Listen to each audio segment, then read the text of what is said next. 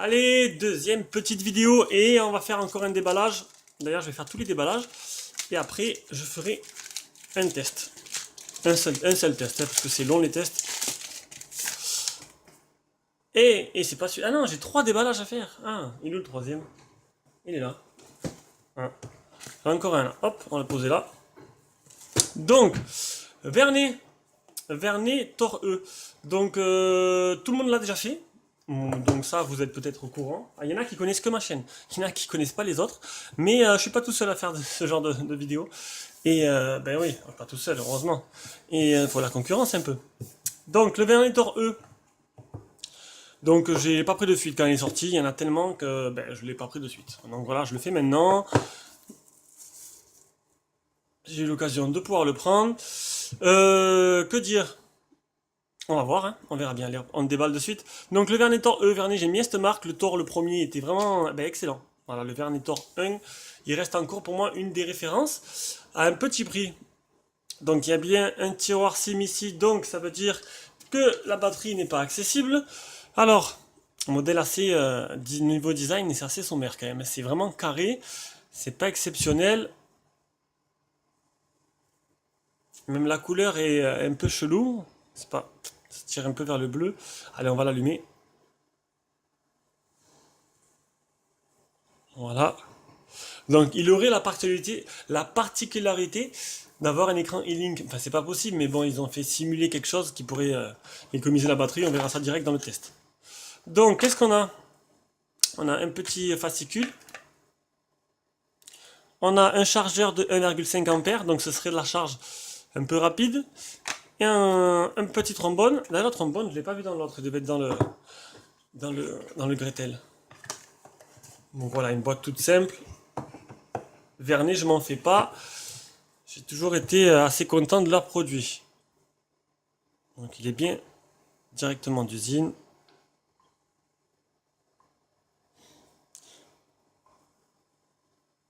Repartir de zéro. Allez, je vais mettre le Wi-Fi, mon Gmail et je reviens de suite. Allez, on arrive au moment où il faut mettre l'empreinte digitale. Un digital plus schéma. Hop. Non, ça non, je veux pas, parce que non, il va me demander, à chaque fois que je démarre l'appareil, il va me demander un schéma. Bon, déjà, par rapport au Gretel, ça a été déjà beaucoup plus simple de rentrer mes coordonnées, Gmail et Wi-Fi. Donc le tactile est plutôt pas mal pour l'instant. Ce téléphone a une énorme batterie. Normalement, je crois que c'est 5000, je crois qu'il est donné pour 5000. Donc comme vous savez, on mesure exactement la batterie, on la teste sur plusieurs jours. Donc du coup, vous aurez exactement un très bon retour sur cette batterie. Et on pourra vous dire combien elle mesure précisément. Configurer plus tard. Voilà. Alors, oula, c'est moche. J'ai l'impression d'avoir un vieux Nexus devant les... C'est quoi ce fond d'écran là? Qu'est-ce qu'il y a? Pourquoi ça fait ça? Si je laisse appuyer, il m'ouvre Google. Il y a un problème là. Ah voilà. Fond d'écran. Il met pas du tout en valeur le téléphone. Oh, il y en a des pas mal. Ouh, il y en a des très jolis, hein, là-dessus là. Définir comme wallpaper. La surcouche est assez sympa. C'est assez bien foutu. Voilà. Ah, là c'est joli. Là on voit bien les couleurs. Là, très bel écran pour l'instant. Donc on peut voir qu'il y a une mise à jour qui est déjà en train de télécharger. Je la ferai pas de suite. Hein. Allez, on y va direct. Ah ben le capteur d'empreinte. Première fois, il faut l'allumer comme ça. Ouh, très rapide. Eh ben, regardez. Ah, franchement, c'est un truc de fou. J'ai mis un autre doigt pour tester, voilà, donc il s'allume pas avec l'autre doigt. Par contre, c'est avec ce doigt-là, j'ai jamais vu c'est un régal. J'ai jamais vu un lecteur d'empreintes aussi réactif. Je crois que là, ils battent les records là quand même.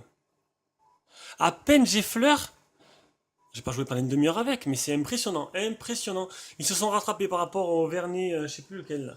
Le dernier haut de gamme qu'ils ont fait, non, c'était Umi, excusez-moi, je confonds les téléphones à force. Les Chinois se ressemblent. Alors, donc déjà, très bon point pour le lecteur d'empreintes, super réactif. Donc on est bien sous du Android 7, c'est bien le Vernet Tor E. Les mises à jour, donc il y en a bien une. Elle est en train de télécharger, il est bien en français. Il y a le Duraspeed, bon ça c'est pour... ça je vais le désactiver. En fait le Duraspeed ça permet de l'application principale de la faire tourner au maximum et de réduire le reste des applications en fait. Donc ça alloue la mémoire, plus à l'application qu'on est en train d'utiliser. Donc on est sur du 3 Go de RAM. Ah, ce modèle est à vendre, au fait. Voilà, ce modèle est à vendre, j'ai oublié de le dire. Il est déjà disponible, donc, enfin déjà disponible. Il sera dispo à la fin, mais vous pouvez déjà me contacter si vous le voulez.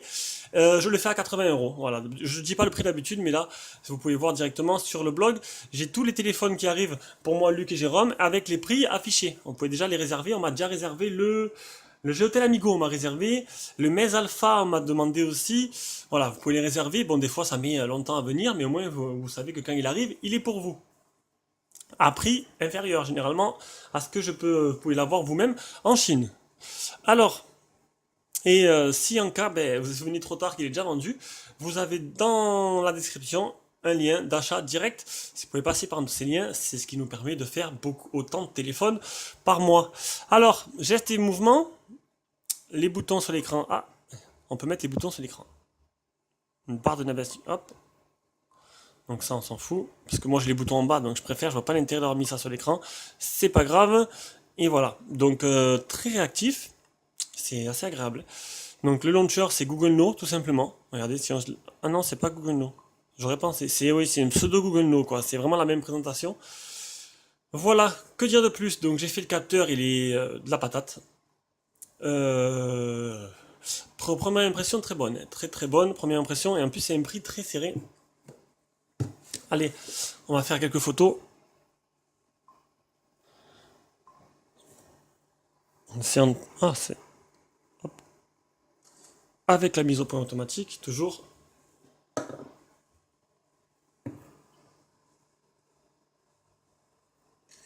J'ai pas encore vu où c'était pour avoir l'écran soi-disant e-link, e-ink, je sais pas quoi là. J'ai pas vu. Voilà. Voyons voir.